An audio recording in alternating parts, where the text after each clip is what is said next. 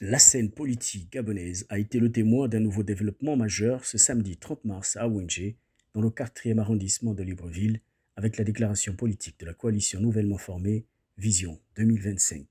Composée d'une trentaine de partis politiques, cette plateforme a saisi l'occasion pour exprimer ses préoccupations quant aux préparatifs du prochain dialogue national inclusif prévu du 2 au 30 avril.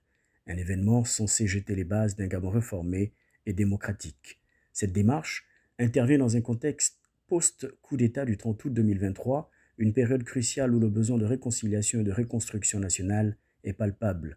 Vision 2025, par la voix de son porte-parole Bonaventure Nziguma Fumbi, a souligné des manquements dans le respect de la loi régissant les partis politiques par le Comité pour la transition et la restauration des institutions, notamment en ce qui concerne le décret de convocation du dialogue critiqué pour son caractère clivant et son aliénation des principes de l'état de droit et de la démocratie. Notre position, nous l'avons dit tout à l'heure, nous disons que nous appelons à la responsabilité du président de la République, clé de voûte des institutions, et qu'il recadre le comité d'organisation. On ne fait pas la pêche à la ligne lorsqu'il s'agit des partis politiques. Les partis politiques ont un fonctionnement souverain.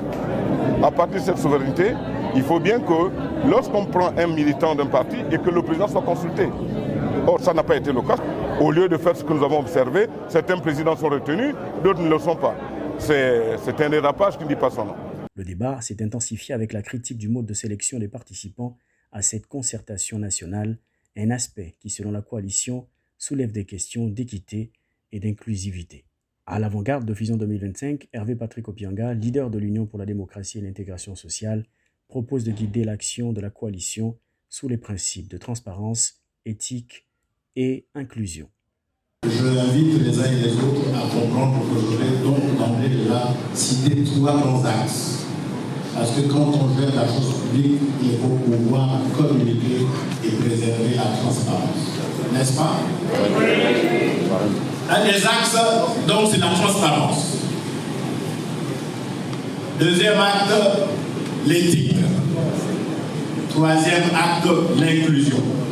Un appel est lancé au CTRI pour reconsidérer sa démarche et garantir un cadre de dialogue véritablement représentatif et inclusif, faute de quoi Vision 2025 se réserve le droit de s'en retirer. Cette confrontation idéologique pose un risque non négligeable sur la tenue et le succès du dialogue national inclusif, un moment charnière dans l'histoire contemporaine du Gabon.